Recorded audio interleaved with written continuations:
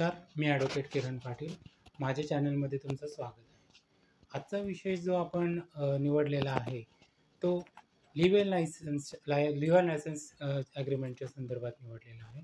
आणि हे ॲग्रीमेंट जे आहे ते नोटरी करावं की रजिस्टर करावं, आणि असा अनेकांना प्रश्न पडलेला असतो. आणि खास करून जे घरमालक आहेत त्यांना हा प्रश्न पडलेला असतो की 11 महिन्याचं ते रेंट ॲग्रीमेंट करतात, तर ते रजिस्टर करावं की नोटराईज करून विषय सोडून द्यावा.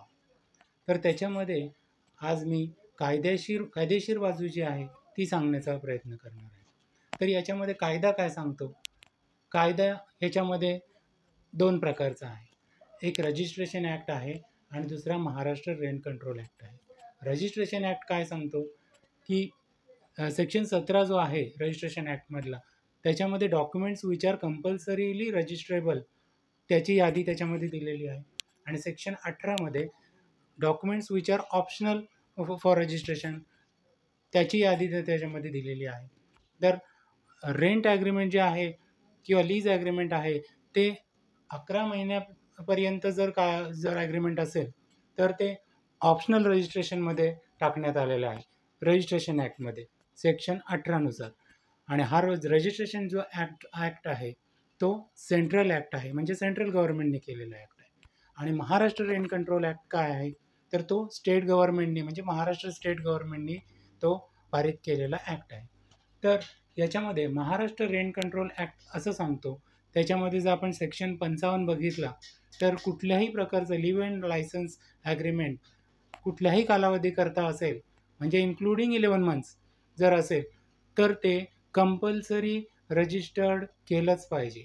आणि त्याची जी जबाबदारी आहे ती घरमालकावर आहे हे सुद्धा मी नमूद करेन.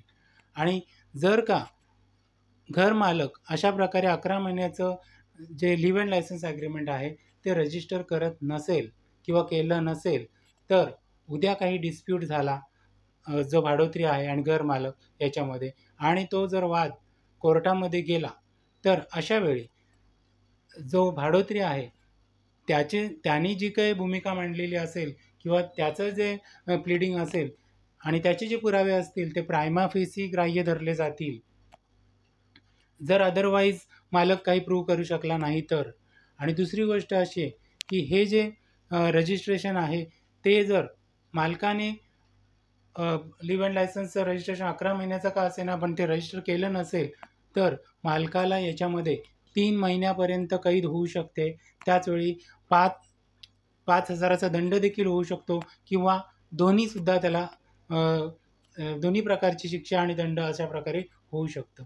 त्याच्यामुळे सामान्य नागरिकांनी, विशेषतः घरमालकांनी हे लक्षात घ्यावं की कुठलंही लिव्ह इन लायसन्स ॲग्रीमेंट करताना तुम्ही ते नोटराईज करू नका, कारण नोटरी ॲडव्होकेटला ती ऑथॉरिटी दिलेली नाही. कारण रेंट कंट्रोल ॲक्ट तुम्हाला ते कंपल्सरी रजिस्टर करायला सांगतो. त्यामुळे जर का तुम्ही अशा प्रकारे नोटराईज करून घेत असाल तर ते व्हॅलिड नाही आहे.